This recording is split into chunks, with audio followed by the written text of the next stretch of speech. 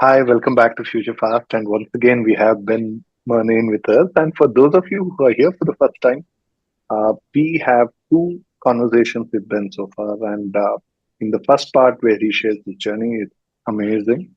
And in the second part, we talk about his work, his book, and the future book as well.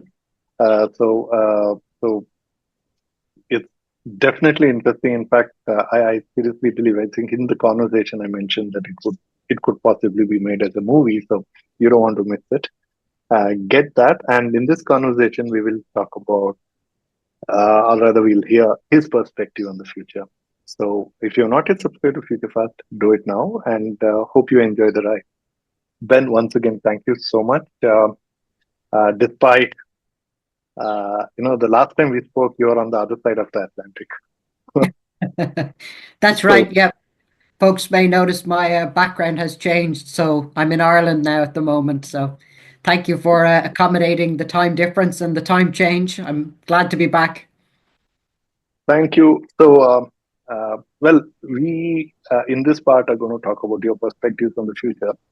So, how much of the perspective changes on two sides of the Atlantic, you think? Maybe before we actually get to your perspective. That's a very interesting question. Between Ireland and Canada, I would say there's probably not a huge cultural difference. We're both primarily English speaking countries, and probably both countries very hugely influenced by the United States and its culture in particular. I think Ireland, in some ways, is more influenced by the US than by the rest of Europe, simply by virtue of English, and English being the primary language here. Obviously, Irish exists as a language as well and is enshrined in our constitution as a first language, but 90+% of the people here speak English all the time, most of the time at least. So we're hugely influenced by US movies and US culture, and I think it's probably most of what's on TV all the time.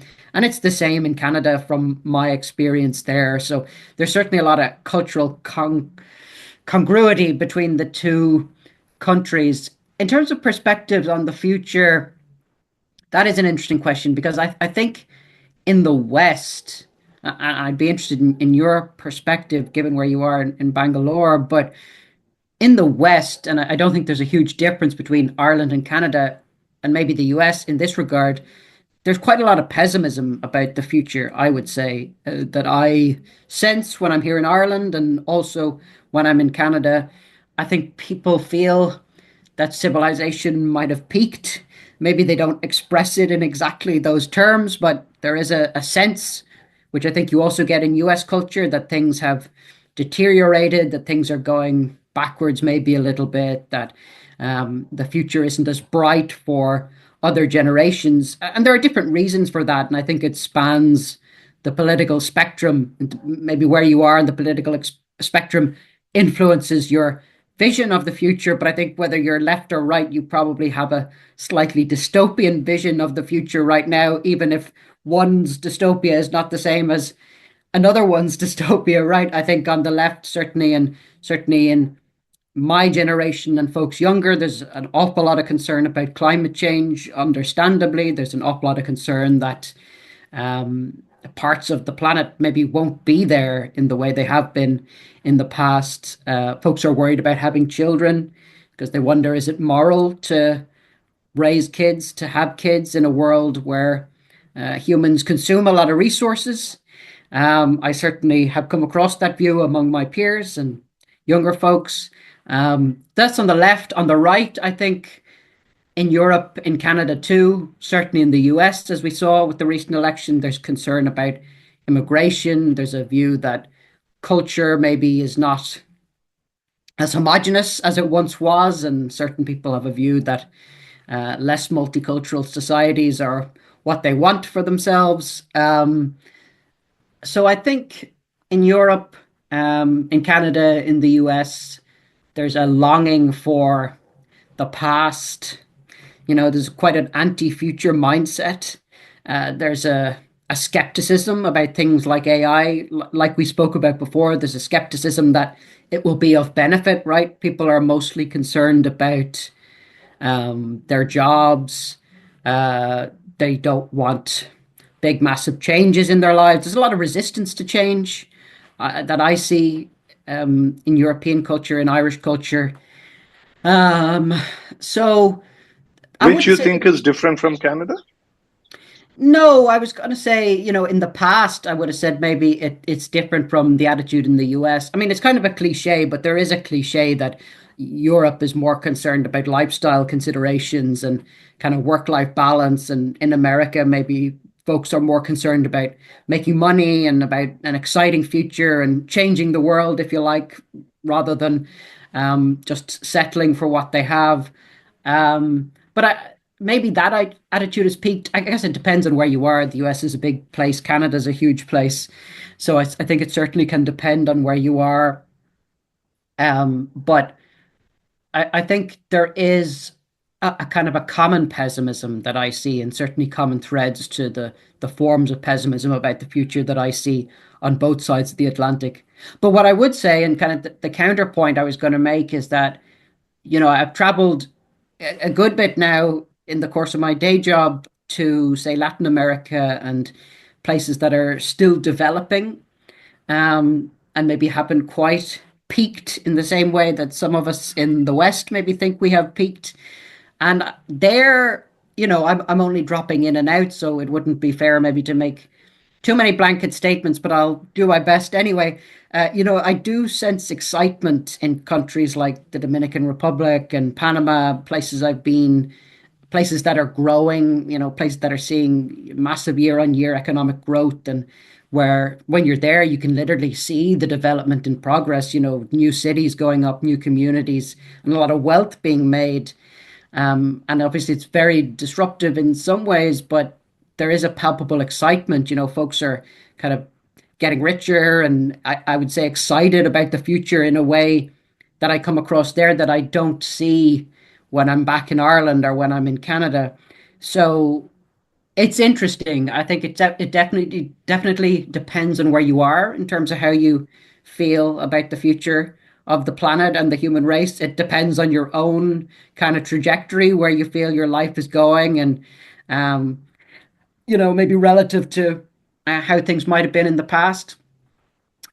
So it's interesting. I think there's uh, there's a lot of concern about things in the West, but there's a lot of optimism as well, I think, in other parts of the world that I've been. So yeah, I'm interested to hear how things are kind of where you are. Obviously, you're doing a podcast called Future Fast.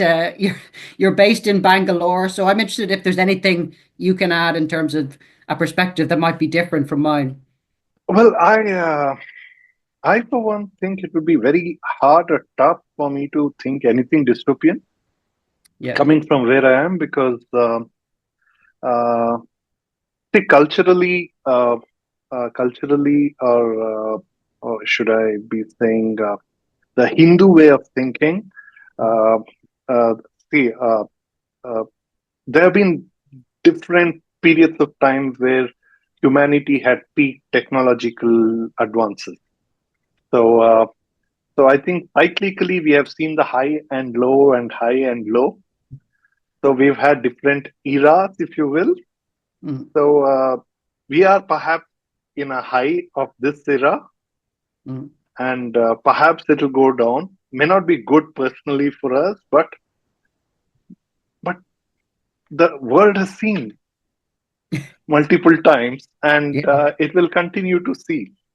So, so I think somehow I can't get my head around the concept of I and few of us as we as humans can actually change the planet. Mm, Because, of course, climate change is real because that's the course, right? I mean, it changes and there is an impact of our action. But, uh, but I, for one, do very strongly believe that our own understanding of Earth is far limited. mm, Uh, I think this thought dawned on me when I was uh, there was a uh, there was a report on 30th anniversary production or review to Chernobyl accident. So there was Right. a team sent by one of the media companies to go and do a documentary on Chernobyl. That was 1986. So 30 years was 2016. So apparently they had challenges getting permission and all that. Eventually, the video was done sometime around 2018, and there was a small report that I saw, which said that when the team went there, contrary to the assumption, which is what is there in the Chernobyl documentary, if you have seen, where they say, even when we studied in school, we were told that Chernobyl is lost for 1,000 years. And the documentary also talks to pretty much the same effect, and they actually garden off hundreds of kilometers.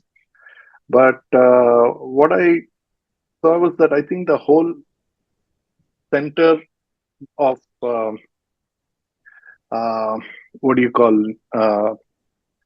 high degree of radiation has shrunk to 5 kilometers, and in fact, there were two of the animals which were believed to be extinct in whole of Europe had resurfaced, Mhm. thriving vegetation. So that was a big hit for me because back nearly in 98, 99, I had started an organization called Slow Poison. Yeah. I was a that was about environment. It was about fighting for the environment. I was an activist, if Wow. I can. So Yeah. I was a hardcore.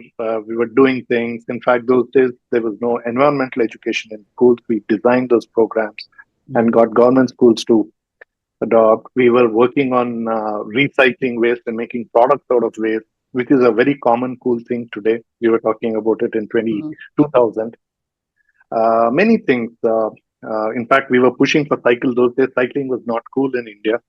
We were we got cycle lanes in India. We partnered with a Japanese organization. Rather, a Japanese organization reached out to me because I was running all these things that they wanted to promote organic farming here. So did symposiums across 4 states in south of India to encourage farmers to go back to organic farming. So a lot of those things, right? So I was always an activist thinking about environment, and then I'm hit with something where everything we think we know is not what it seems, right? Right. So that shook me, and then I kind of reconnected with our ancient stories, which were told as mythologies, which were Mhm. more of comic book stories. Then somewhere I started thinking that maybe it is real, maybe they were there, and world has seen these highs and lows, and it has gone through this cycle, and we are again discovering, and perhaps the climate change is real, but the Earth by itself can't get destroyed. It has a way of absorbing things and recovering. All it takes is that just keep the humans out of it, and the place will thrive soon. So, Right. so I don't think people who think like this, at least from the Indian way of thinking, or even no matter what their faith may today be, but if they have grown up in India with even as the mythological stories, it would Mhm. be very difficult for such people to think in a dystopian way to say or suggest that it is the end of the world. I think that I don't know. Have I confused you? No, no, I get it. I mean, I think it's fascinating. I mean, if you do believe in kind of continuing or endless cycles of renewal and rebirth, then it's obviously very understandable that you would have a very kind of long-term view and not and that you would understand, I suppose, that things have highs and lows, and then there are highs and lows again, I you was know? not referring to, of course, I'm still not clear about the birth and rebirth cycle, Yeah. right? But uh, maybe I'm leaning to believe it, but I do understand that I, as whatever is my identity, is identified with this body. So no matter what happens to my soul, whether it is reborn or otherwise, but given that if we both are talking, you're not speaking to that invisible thing, right? You're speaking to Yeah. me, which is Yeah, So, in that context, but what I believe is that Earth has a way of taking in. sure. Yeah. And I think this is something which is there in all the stories believed across different books and faiths across the world, right? That Mhm. big flood. There are very similar stories across everywhere. Yeah. Uh, Yeah. so I think somewhere maybe these are not stories. Maybe there is reality to it, and particularly after what I saw about Chernobyl, right? That Yeah. Earth has a way of treating itself and getting rid of the disease that we force it on her. Right. Yeah. But I think people's pessimism about climate change, people talk about it in terms of the earth, and we're killing the earth, but really probably what we're doing is we're killing ourselves, you Yeah, know. that's what I rather believed. Right.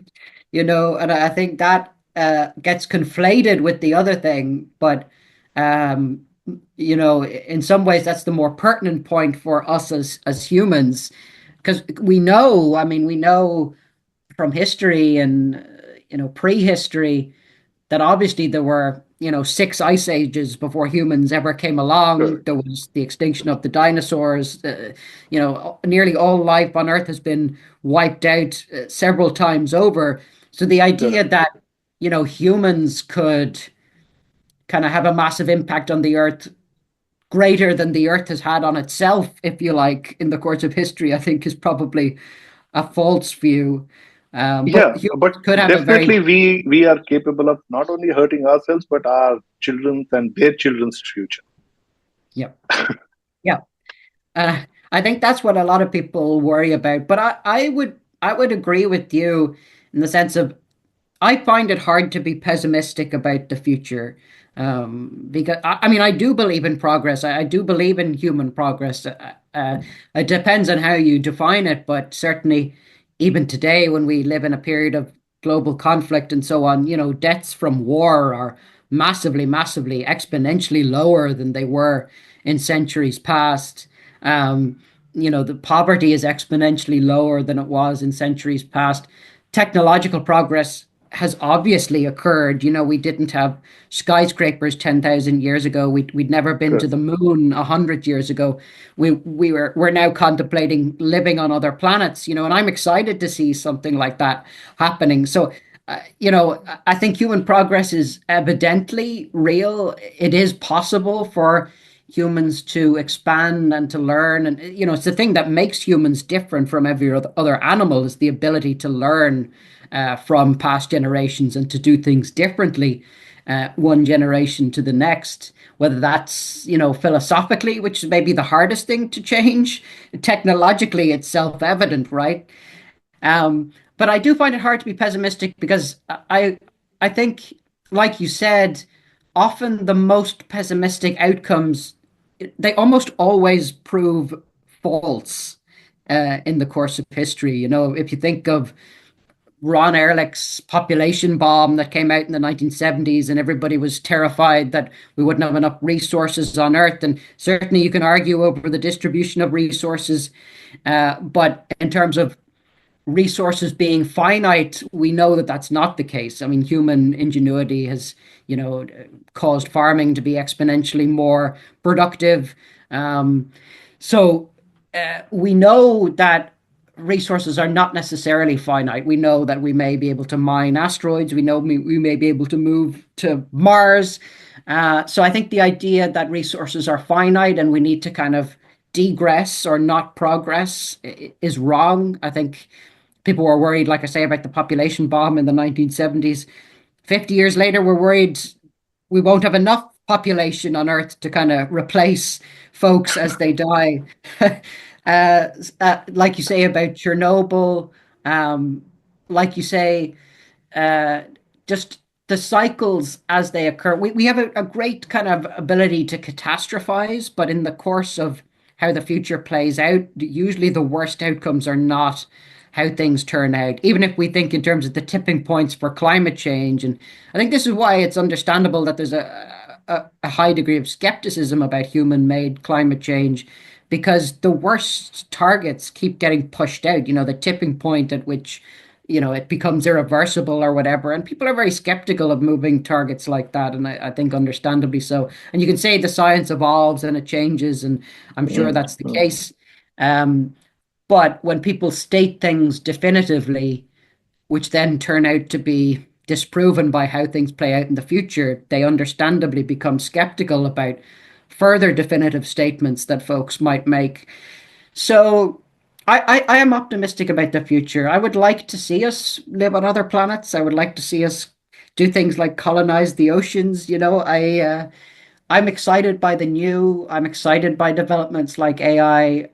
I'm someone who, like, personally in my own life, I'm not the best at dealing with change, like psychologically. Any of my friends, my family would tell that to you. I'm someone who likes routine, and I find it hard to kind of break out of that. But in terms of the course of human history and human progress, I'm excited by the new. I'm excited by things that we can do this year that we couldn't do last year.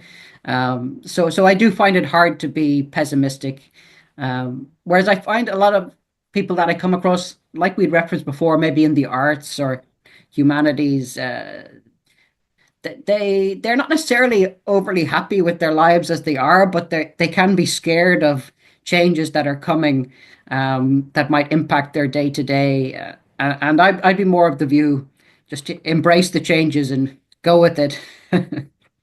Well, Ben, what do you think about language? What do you think is the future? Because some time ago, I came across a report supposedly from MIT, which said 100 years from now, there'll only be three languages spoken or in use. Right? I think it was English, Spanish, and Chinese Mandarin, I think. Mhm. So you come from Ireland. There is Irish. You just mentioned that 80 to 90% of them speak English. And I was just telling you some time ago that where I come from, the language we speak is Kannada. It's an official state language. It is state population is nearly 7 million. Mhm. Not 70 million. Right. Right? Because uh, yeah, 70 million, and uh, it's also regarded as one of the classical languages in India, along with Sanskrit and Tamil. And there are groups already who've been, not now, for few years now, talking about the language is threatened because of use of English, because of Hindi or the other neighboring languages like Tamil, Telugu. So there are quite a few groups who actually come to the streets, for things. There is a lot of drama time and again that happens. Yeah. Mhm. So, um uh, so what's your take on that? How do you see? Do you think Irish will be dead in 100 years? It's interesting. It's a very interesting question, and in a way, it goes back to what we were saying in a personal context about embracing change versus wanting to preserve the status quo.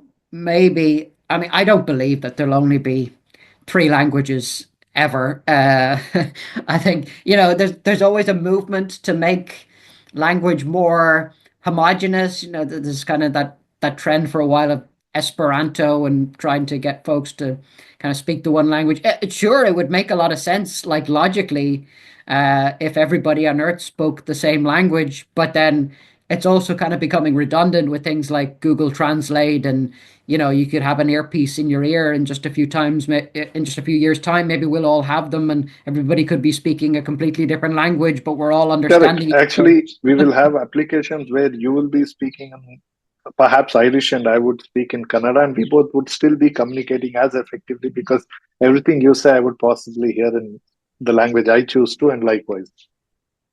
Right. Yeah. No, I mean, so we're already kind of getting to that point. When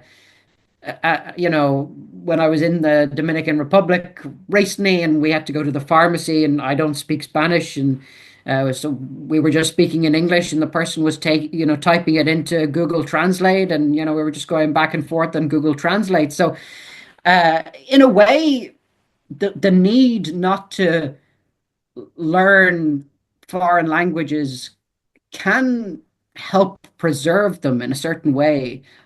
Like if it's like we've said, if you don't have to learn English, let's say, because it's no longer needed as a universal language because we have universal translators, in a way it can help preserve your original language in your day-to-day life because you're not losing it toward having to use English in a business context or something like that. So I don't believe that we'll get to a point where everybody speaks, one of three languages and that's it. But I mean, languages are obviously evolving. Languages have died. I mean, you asked, would Irish be dead in 100 years? I don't think so. I mean, the number of people kind of speaking it has been static maybe for a little while, spoken day to day, and it's a very small number of communities in Ireland, but it still exists in the sense that it's on every single road sign in our country. It's enshrined in the Constitution. It's kind of part of our cultural identity and heritage. So even if it's not spoken as a first language, that doesn't mean it's dead. And obviously, a lot of folks are invested in the idea of preserving the Irish language as part of the unique heritage of the country of Ireland. And I'm sure it's the same with other languages elsewhere. So I mean, if you commit to it as a nation or as an individual, as a community, you can preserve things like that in your culture and your heritage. And it's not a contradiction to preserve parts of your culture like that, but also in other contexts, embrace other languages or the development of technology.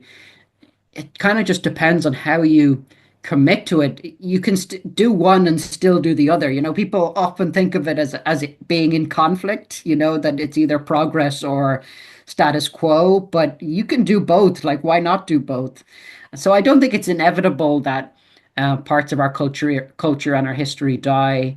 It just depends on people's commitment toward preserving them. And I would be very much of the view it's not a question of preserving our history or embracing the future. We can and should do both. Well, I do believe, I think any language, as long as, I mean, not necessarily constitutional or a government or the administration's protection is required, but if it can be economically viable for a Mm, community to live and sustain with that language, I think the language will sustain. And mm, I think that's kind of becoming true with Netflix and mhm. Amazon Prime. I watch content from German, Spanish, Right. even Romanian movies, and some of the Scandinavian countries content I consume. Uh, Everything I watch it in English, so the option is there, Yeah. and funnily, they're also available in a few Indian languages. I mean, you know, some of them are not. Some popular content is available in most of the other Indian languages as well. Mm, yeah. So, I think you can watch the best of the content or consume best of the content in your Mm, native language. yeah. Yeah. No, I think, yeah, translation apps, multimedia, it's exposing people to maybe language content in other languages that they haven't been exposed to before. And I mean, there was an Irish language film that did very well recently and kind of became well known on an international stage on Colleen Kuhn, The Quiet Girl.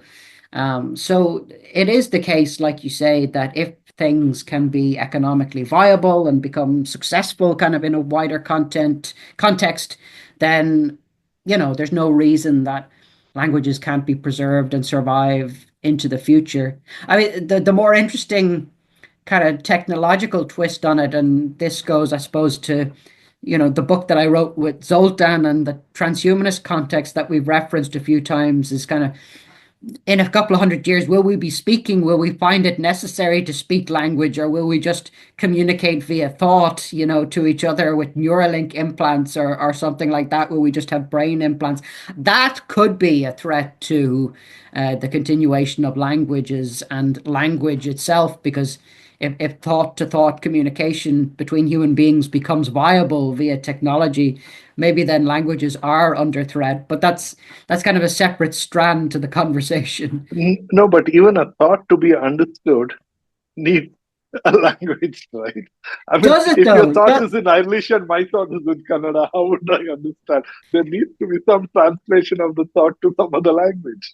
Does it though? Because that's very interesting, because each of us thinks differently. And certainly I'm someone who thinks in very kind of linear language terms and sentences, and certainly my inner monologue is very much, I suppose, how I would write something and how I'm speaking to you now. That's kind of how I speak to myself in my own brain. But I'm not sure that that's the case for everyone. Certainly I've read that, some folks don't have an inner monologue in the same way that I think of it, and maybe thoughts are expressions beyond language. I don't know. I don't know enough to know. Maybe No, we, I'm not a technology negative. yeah. I guess you know that. But I do have I think a very strong use case, which I actually favor Neuralink for, would be that I think Neuralink will end dementia, Mm. right? Even if you choose to forget your spouse, Neuralink will not let you do that. Yeah. Even if you want to run away from your home, forgetting everything, Neuralink will at least get you back to your house. Yeah, So, yeah. No, which is going to be a huge benefit. I mean, as we age, as we get older, I mean, memory is one of the first things to go. I uh, notice it myself. I mean, I see it with so many elderly friends and relatives. They just folks, not able to remember. And obviously, the short-term memory becomes the hardest thing, and you end up having the same conversation with someone kind of over and over, just the same three correct, sentences. correct. And so if technology can aid us with that, I think it will be a huge benefit. Yeah, I think those are the areas where I see Neuralink actually helping. But yeah, I have seen some of these science fiction movies where thought communicated, and also I've met people uh, who read your mind, right?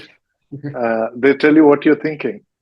Yeah. I've also met people who can scan through the body and say this Yeah. part of your body part is weak and needs to be. I mean, I don't know what is a scientific explanation to it, whether they have a built-in X-ray vision.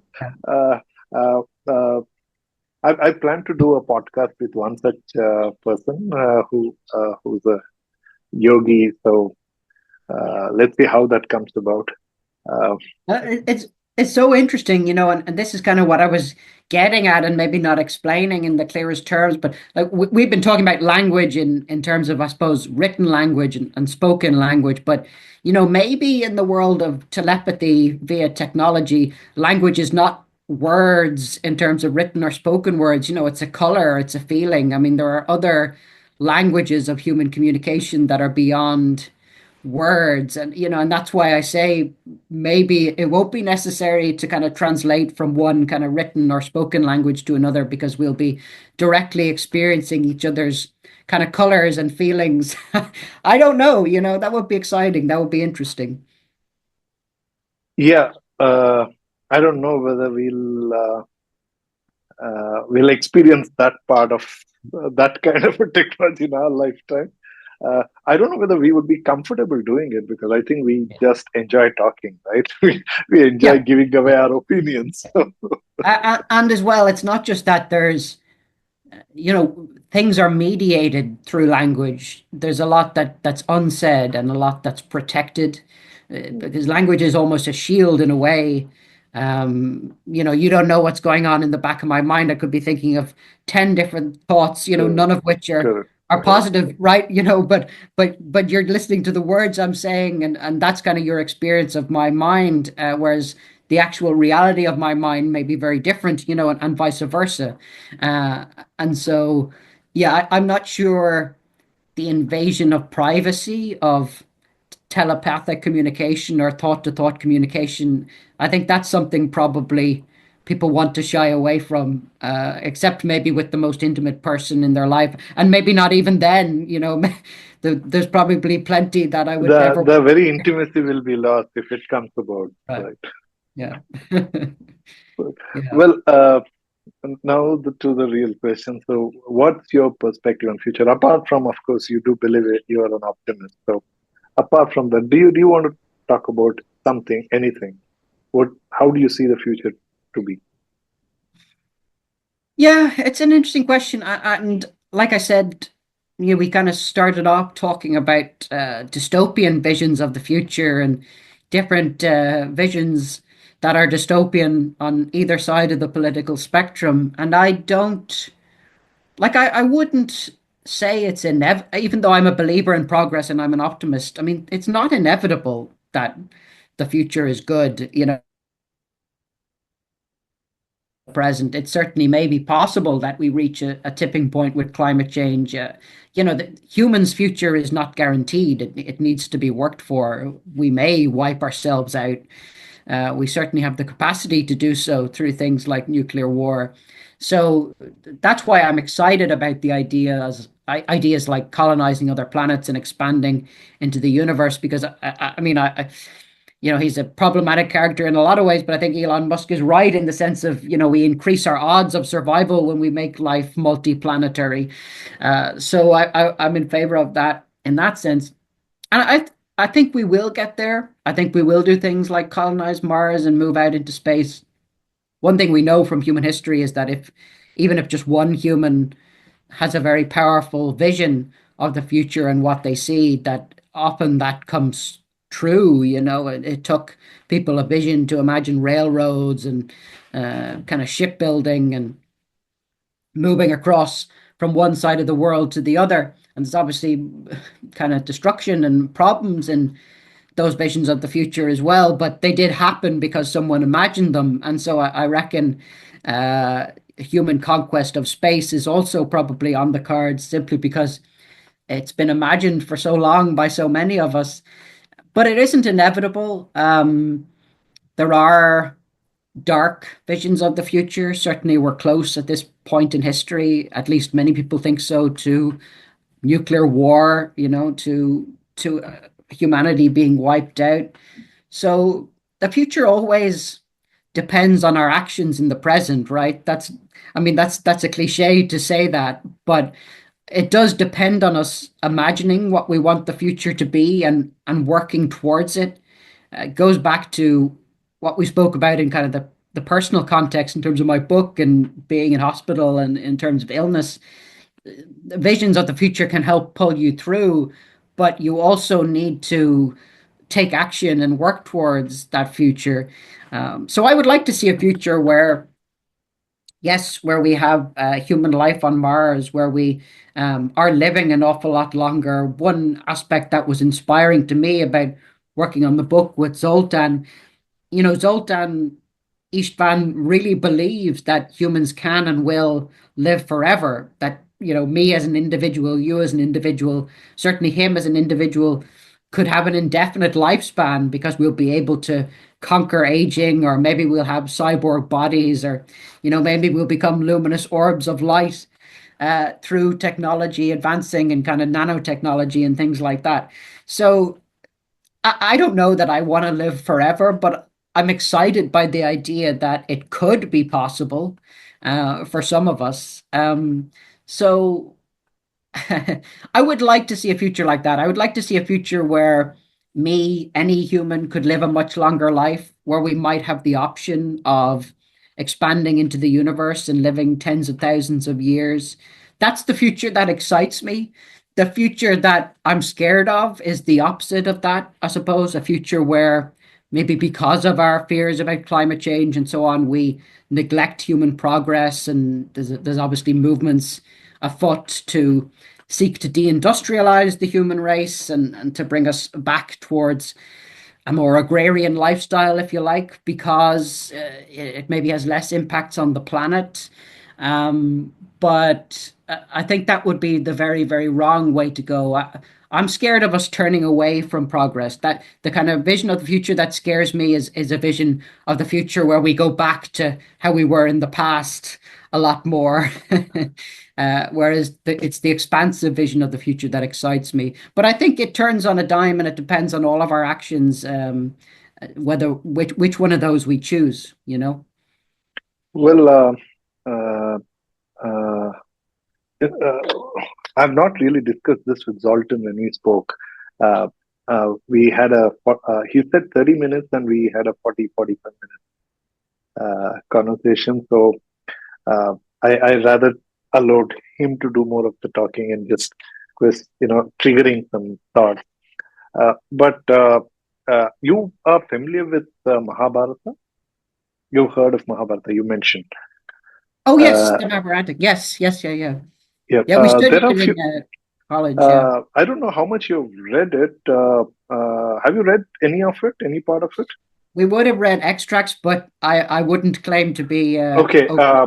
See, so you obviously would have heard of the two characters, two groups, the Pandavas and the Kauravas, who fight, right? The cousins. They had a teacher by name Drona. Mm, You probably heard of it. mm, The Dronacharya. Acharya is like a guru. So Drona is his name, Dronacharya, the master Drona, if you have to do the translation of Dronacharya. okay. So he had a son called Ashwatthama. Mm, And in the story of Mahabharata, uh, Krishna, the Lord Krishna, mm, curses uh, uh, Ashwatthama mm. with uh, with a perpetual life, right? I mean, no death. Yeah, It's a yeah, curse. right. Yeah, yeah. So he actually pleads. He realizes basically he apparently uses some kind of a nuclear device, right, to to kill en masse, right, and end all the future generation of Pandavas. But Krishna says, okay, of course you did manage to do to great extent, but I will revive him, one child, which will continue the lineage. So first that's where he's supposed to realize that okay, uh, Krishna is just not another ordinary guy. He's God, whatever. But then he gets this curse, and he actually realizes that okay, how what he's getting into. He would not want to live in a world where none of his friends, relatives, anybody is alive because the war is destroyed. Some accounts say 1 billion people got killed in that war. Right? So Uh, he actually asked. I don't remember the story where. So he is supposed to be. There's a term for it. We have a term for people who will not die. Mm, It's called Chiranjeevi. Chira is forever. mm. Jeevi is life. You're that that life is there forever with that identity. So Very interesting. Yeah. so this is the story of one guy who is supposed to be around, right? And Mhm. there is a new movie which is being made in, I think it's Telugu. Telugu is another language, Telugu and Hindi. Mhm. Telugu is, again, in the neighborhood of where I come from.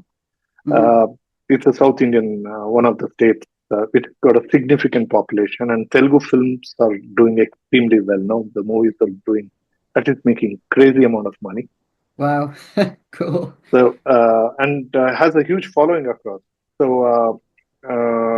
they have made a movie where they, uh, one of the character is supposed to be this, Hmm. and this movie is made in future, maybe 300 years from 2024, right? Yeah. It's science Yeah. fiction future, and there the same Chiranjeevi Ashwatthama is there. Wow. So there are books written about it, comics written about it. Now they have borrowed this part of it. So there are there are many such characters in the Hindu Mm, uh, ancient history, which is believed that there are about 7 or 8 of them who are Chiranjeevis, as in they don't have death. mm, mm. One was this. So I don't want to bore you with all the other stories, but the concept of living forever is not new from that, and there is a term, like I mentioned, Chiranjeevi. But Yeah, yeah, it's not that people are actively seeking it. In fact, the concept here is that be rid of being born itself, be rid of the very birth cycle itself. right. So Yeah, it's not about holding on to it.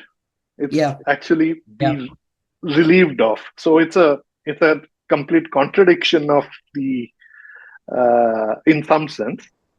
Uh, so the Yeah, no, I get it. And first of all, I think it would be a curse to be forced to live forever. I mean, but that's a different concept than, say, what Zoltan talks about in terms of choosing when you die, but you want to still have that ability to check out, right? there was one character in Mahabharata who had that. Right. That would be, I mean, obviously we all have that to some extent, at least when we have our faculties, because there is the option of suicide, but most of us don't choose to go that route unless things get very bad. Oh, Ben, interestingly, I had a podcast with a gentleman from Switzerland who's originally a German. Mm, His name is Dr. Florian. So Florian is a very interesting person. In fact, the audience and listeners, if you have missed out on that podcast, just go and get that. So he is an advocate for right to die. yeah, yeah, yeah.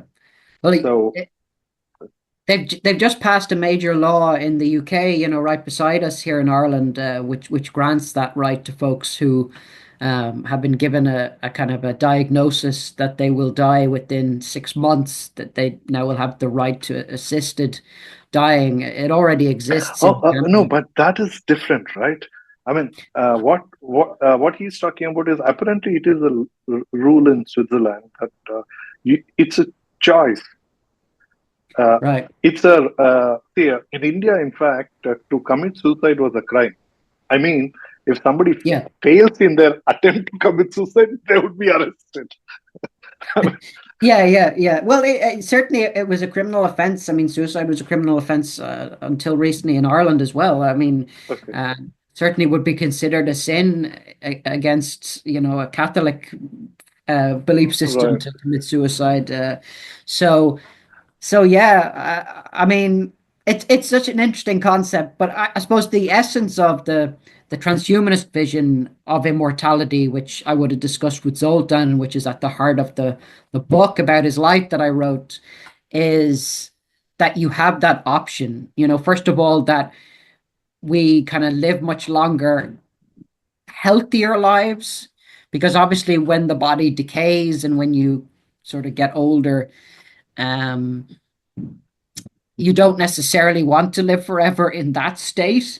But when you're young, when you're in your 20s and 30s and the body is working as it should, maybe that's a state that you want to stay in for longer. Maybe by the time you get to your 50s or 60s, you wish you had longer in your 20s and 30s, and maybe through things like uh, continuing aging research, they'll increase that health span for us. But that's the core of transhumanism, I suppose, is that we would have longer health spans and that we could live indefinitely, which doesn't necessarily mean that we live forever, but that um, I guess we would have more of a say in terms of when we check out, and that it wouldn't be inevitable that we would decay and pass away, right? Right. Well, I also had a privilege of talking to Aubrey Degree.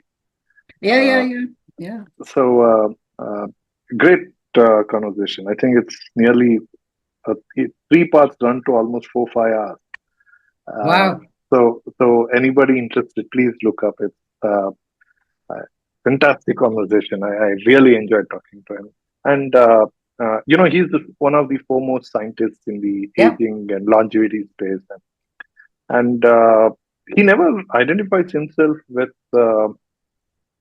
this philosophy. He believes the reason he's working towards is that he thinks an optimum healthy life for some reason is around 120, and that is what he is working towards achieving. Right. Yeah. Uh, so I think so. He doesn't align to transhumanists, but every Right. transhumanist like him Yeah.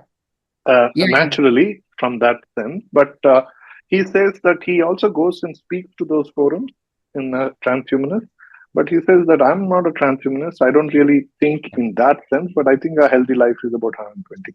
I also had another conversation with Dr. William. I'm forgetting his second name. His podcast is also there for those who are interested. Please look up. Very interesting.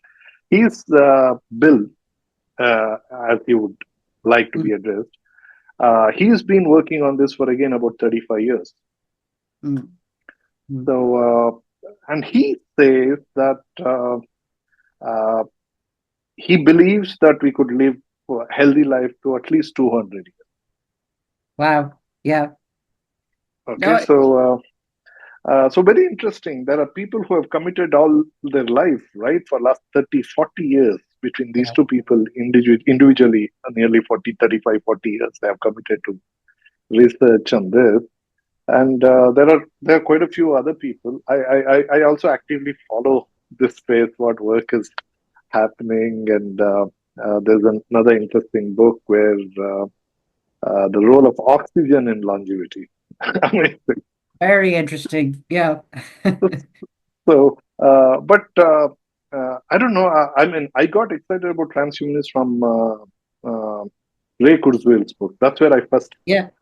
saw it, and then Aubrey, and then came Zoltan's, and so that's how I then I also spoke to one more gentleman. I am forgetting Max. He's the current president of Transhumanist Party in US. Oh, yes. Yeah. Yeah. Yeah. So I think he's a lawyer, and I think he has a clear clarity of how he wants to build this. Then I also had another very interesting conversation with one more gentleman in Brazil. He's also a transhumanist. So it's interesting that this thought process is going everywhere. It's very global. It's no longer confined to Europe or US. Uh, but I don't know. It's interesting, but I don't really think I want to be the person who lives for the 1,000 year. Yeah, no, Far from I it. hear you. I hear you. But the Aubrey de Grey's view that you kind of referenced there, kind of an optimum lifespan, a healthy life of 120 years, I think that probably sounds quite good to most folks. Um, Yeah, I think I'm in an age today that I see a lot more people as they are hitting 80 and getting some of them getting towards 90, and uh, uh, the end of life looks so scary. So yeah, yeah, all and most scary part is being so helpless, right? yeah, yeah. So I don't know. I really wish the technology gets better enough to make it easy. Or that is where I'm actually even in line with Florian to think. I've been actively thinking that I should possibly start a forum to make right to die as a choice, right? And it should not be dependent on one's health condition. That okay, now the doctors have said you won't live longer, so now you are good to come inside. I mean that I think it should be one's choice. But again, it gets a little complicated. But Switzerland seems to have a lot for nearly 80, 70, 80 years towards that. So that Mm, seems very mature. But so only thing is that the Switzerland does not recognize is a assisted death, assisted killing. right. Yeah. So one should be able to kill themselves, or they should have a will which can clearly establish that they had done it when they were fully sane, right? Yes. so Yeah. Yeah. So, Yeah. which I think is, uh, I mean, looking at it, choice of death as a human right, which is very commonsensical. But of course, those who the religious thought process may be very different. I mean, whichever religion one believes in, they may have different thought process towards that because a lot of these things are attributed to sin and Yeah. other things. But I think this seems very logical. So that is where I'm leaning towards lately. It's very, yeah, it is very interesting. And it is problematic, like you were referencing there. I mean, say if you were to start a forum, I'm sure there would be folks who would accuse you of encouraging, suicide or things like that, So it is a fraught area. But I think a logical approach, and this is at the core of transhumanism as well, is that we have more options, right? Is that we have more active decision making in our lives because there are more options. It goes back to what we were saying about, transhumanism doesn't mean being cursed to live forever, but it does mean having greater choice over the moment that you die, if you like. And I think it would be logical that, Yeah, I know that part. I see it as two different parts. I mean, some of yeah, that put together, but I'm yeah, just trying to separate them. yeah, yeah. But I think, if you can choose to die, and if in a transhumanist world, if you can choose to die at, 120 or 200 because that's optimum for you, maybe for some people it's 40 years of age, I don't know. I do Yeah, think the yeah. ability If to, it's about choice, then right, right, it's yeah, choice. That's it. I mean, yeah. adding anything else to it will take away the choice. Right. Yeah. Yeah. Yeah. So it's fascinating, and I think we're at such an interesting moment, because obviously you've spoken to all the greats. You've spoken to folks who are so much more knowledgeable about this whole arena than me when it comes to transhumanism. But I think we are at a very interesting moment where technologies like Neuralink are being developed, where there's obviously progress being made in anti-aging research that Aubrey de Grey is part of. Um, and I think we are facing into a world where we will have those options, or at least, as societies, we'll have to decide how we approach those options, and sort of how much we allow those technological options to be part of the choices we make into the future. And I think it is exciting. It's So exciting to what? think. So if you have to make a prediction around this, by what point of time do you think society will be more acceptable to this kind of a thought process? Well, it's a difficult question, and it's something that I touch on in the book. I mean, not putting a gun to your head on No, that, but no, no. make But a prediction in that. no, I think people, when it becomes reality, like I think if it became a reality that you you could reset your age, your biological age, if you hit 60 or 50 or 70, but you had a choice to kind of de-age yourself to be back at 20 or 30, I think a lot of people would want that. I think a lot of people would choose that. And I think there would be a groundswell within society that it shouldn't be banned or so on, because like we certainly in Canada and the US and Ireland, there's a desire to look young. There's a desire to be younger. We live in cultures that valorize youth. And so I think there would be a desire for that, certainly here. Um, and I also think it's like IVF, there were a lot of objections to IVF and to the ability to kind of have babies through IVF. But as soon as it became widely available and it became possible for folks to have families who couldn't have families before, there was no question of it being banned, even though there was a groundswell of kind of negativity towards it in the UK Parliament and elsewhere, folks describing it as like Frankenstein research and so on. But once it becomes something that's real to actual humans and it can improve their lives, I think there's always a groundswell for it. It's the same way if we manage to get a cancer vaccine, and folks kids could be born without ever having to experience cancer. I mean, we want our kids to have less suffering. So I think when transhumanism becomes most interesting is in those kind of contexts where there are these abstract moral objections to it, like there are abstract moral objections to IVF and so on. But when people are faced with those own choices in their own lives, they tend to go for the option that gives them or their children longer life, healthier life, better life for as long as possible. And so I think that's where we will go with society ultimately, because I think that's what people want. So by what time frame? You still didn't, whether you avoided that question. Well, when will we reach an age of 120 or so? I don't think it's going to be like 10, 15 years, but I think 50, 70 years, I think we could get there.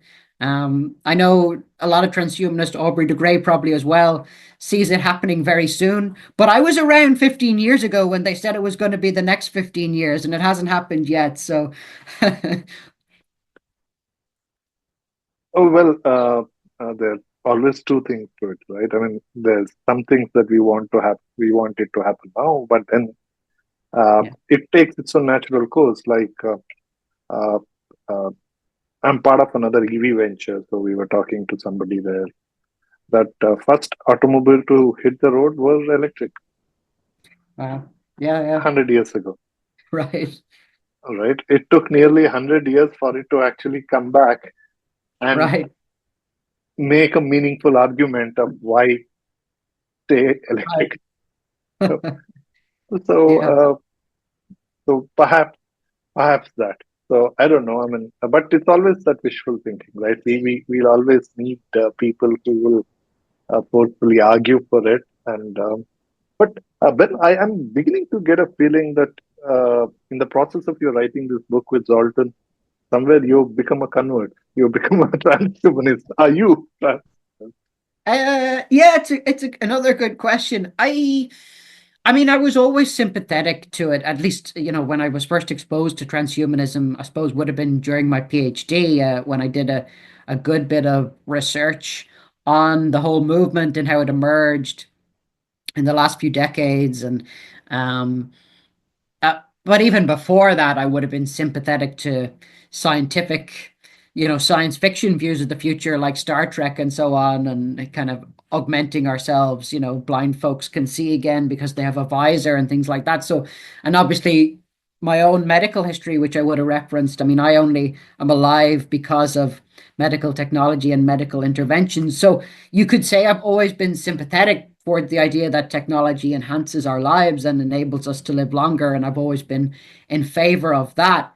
I'm still not at the Zoltan view where I know I want to live forever and that's my primary goal in life. Like Zoltan wants to kind of have the option to live forever, and that's what motivates him every day. That wouldn't motivate me, I have to say. I would consider that.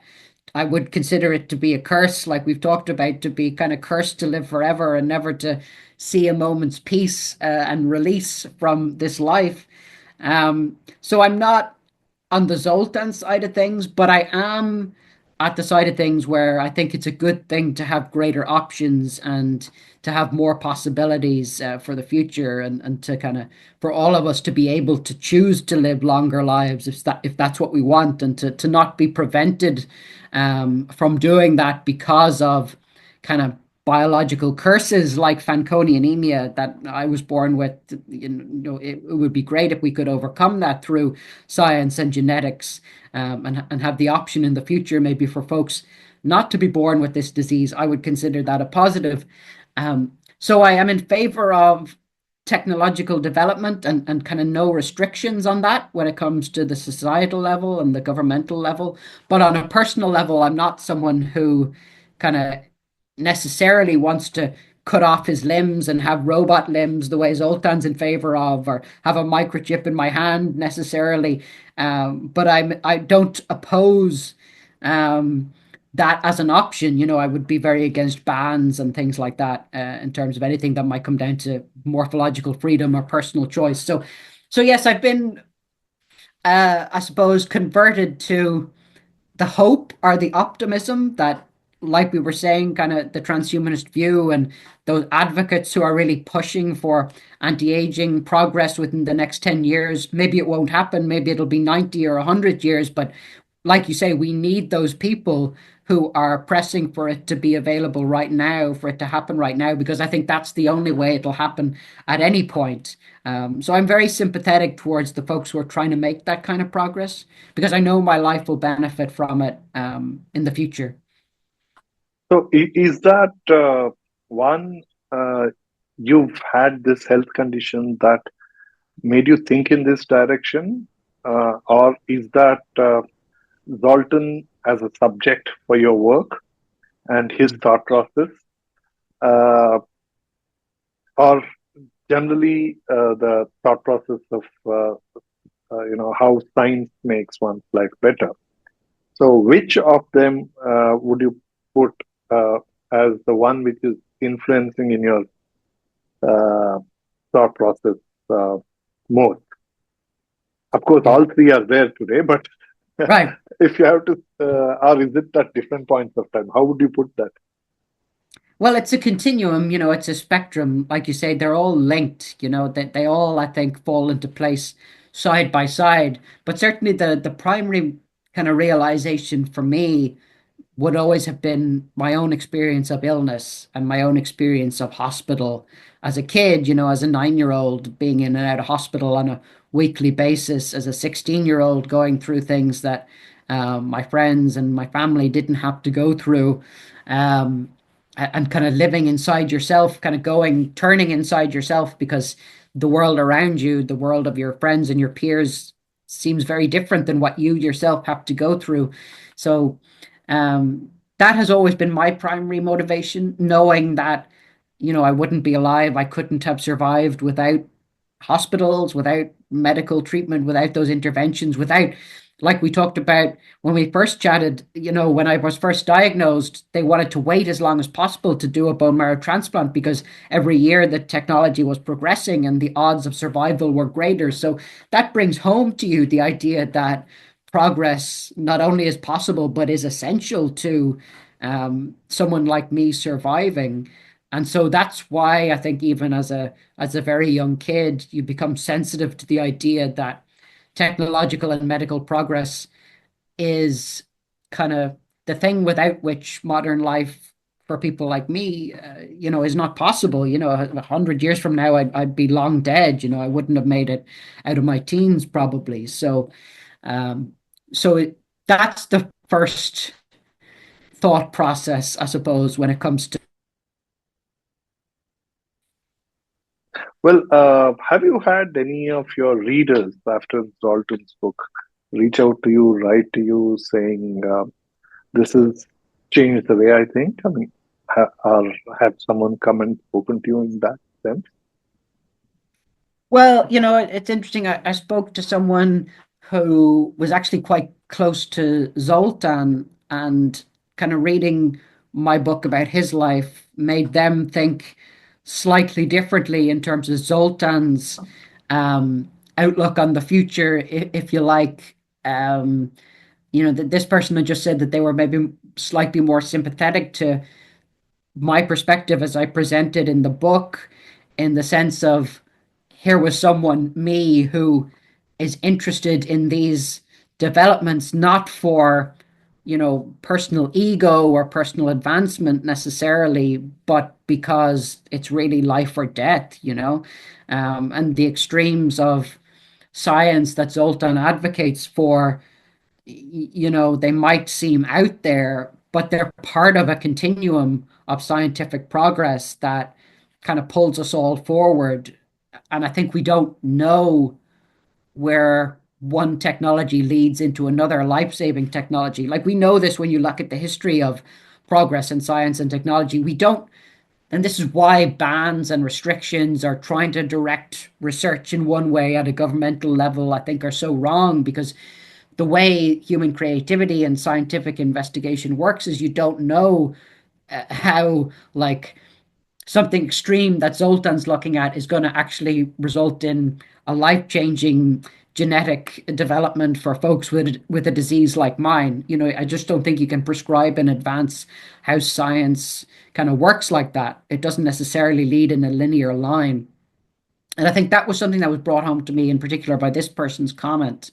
Because I think a lot of people. I spoke to some journalists around the time that the book was published a few months ago as well. And again, a lot of people would approach ideas like transhumanism and living forever and cyborg limbs and microchips in your arms, and they'd think that that was crazy and science fiction, and they'd never want to do it, and it was totally out there. But when I would tell them about my own health journey and kind of the necessity of medical science and progress, they would see the link. Um, and it's a link that I see and try to make clear in the book. Like there isn't a division between the outer extremes of science and progress that Zoltan's interested in and, medical technologies and interventions that might save people in the here and now. It's all part of the one continuum towards healthier and longer and better lives and more options and more choices in all of our lives. Um, so I think that's an important part of Zoltan's work, and certainly what I tried to bring out in the book is the idea that transhumanism is not so divorced from humanity and human lives. It's actually part of a continuum, like we've said, where sometimes the most out there and the most extreme thoughts are necessary. It's necessary to think like that in order to make any kind of progress in science and technology here and now. So that's something I tried to bring home with the book. Wonderful. I urge audience and listeners that it's just not about transhumanist. It is story of Zoltan. It is transhumanist, but what makes it very unique is it is also from Ben, and it brings his thought process and his life experience to it.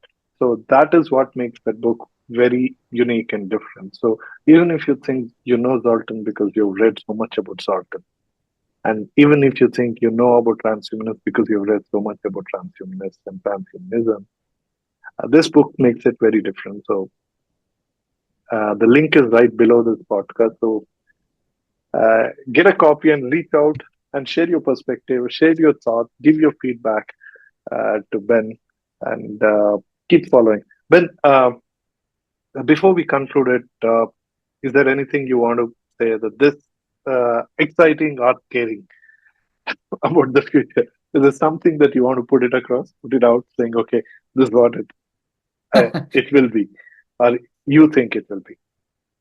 Well, it's so interesting. It's you used, I think, two very interesting words. The future is both exciting and scary, and it can be both at the same time. The thing that I'm most interested in kind of seeing how it shakes out is definitely genetic research. It has a huge impact on Fanconi anemia, on folks who have this illness. I'm interested to see how that plays out and how it might kind of lessen the impacts of the illness into the future. And again, it feeds into the kind of anti-aging therapies and things like that. So, sometimes I'm asked, am I most interested in robotics? And am I most interested in AI? Am I most interested in anti-aging? It's definitely the genetic research that interests me most. And again, that comes back to kind of my own history with this illness. But yeah, if folks do want to read the story of kind of my illness and how it ties into the transhumanist journey, it's in the book, like you said. There's not too much more I can say other than what I've said there and what I've said already. And I just really appreciate the opportunity to chat to you. It's been such a kind of stimulating and interesting conversation. So thanks again. Well, thank you so much, and to the audience and listeners, you can follow Ben. The links are right below, and his works as well, and uh, you can engage, right? And for those of you who give feedback, really appreciate it. Thank you so much. It is encouraging, and once again, majority of you just consume the content. I really appreciate it, but if you subscribe to it, it makes it that much more nicer because you'll also get an update, and it'll be little more encouraging for us to do what we're doing. With that, enjoy the ride till we bring one more very interesting person. And Ben, once again, thank you so much for your time and being you yourself, and for the writing and sharing your perspectives with us. My pleasure. Thanks again.